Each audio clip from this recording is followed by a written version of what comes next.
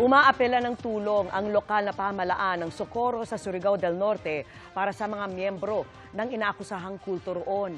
Hindi raw kasi lahat kayang bigyan ng tirahan at kabuhayan sakaling bumaba na sila sa inakupang bundok. At yan po ang sanib puwersang tinutukan ni Cedric Castillo at Ian Cruz. Nanawagan ng tulong sa gobyerno ang lokal na pamahalaan ng bayan ng Socorro sa Surigao del Norte. Magkakaproblema daw kung tuloy ang kanselahin ng Department of Environment and Natural Resources ang kasunduan na pumapayag na alagaan ng kontrobersyal na grupong Socorro Bayanihan Services Incorporated ang isang bahagi ng protected area doon. Pag nagkaganon kasi, kailangan lisanin ng mga miyembro ng Socorro Bayanihan Services ang lugar. Isang scenario, for example, is kung makancel yan, then they have to vacate the area. So lahat yan magiging concern ng ating mga local government units.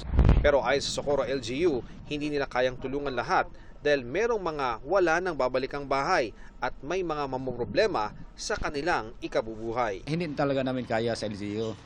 Pero kung may tulong sa national government, halimbawa tulad ng pabahay, siguro pwede yun.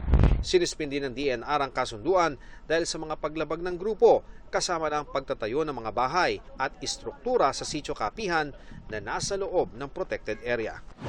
Sa isang statement, sinabi naman ng Department of Justice na nagsumite na ang NBI ng karagdagang ebidensya laban sa leader ng Socorro Bayanihan Services na si J. Renz Kilario o Senyor Aguila. Hiniling din ng NBI ang paghingi sa korte ng precautionary hold departure order laban kay Kilario at iba pang mga leader ng grupo. Nakadetine ngayon si Kilario sa Senado para sa contempt at iniimbestigahan para sa di umano'y pang-aabuso ng kanyang grupo sa mga menor de edad. Inirereklamo si Kilario at iba pang leader ng SBSI ng trafficking, kidnapping, child abuse at child marriage. Para sa GMA Integrated News, Cedric Castillo. Ian Cruz, nakatutok 24 oras.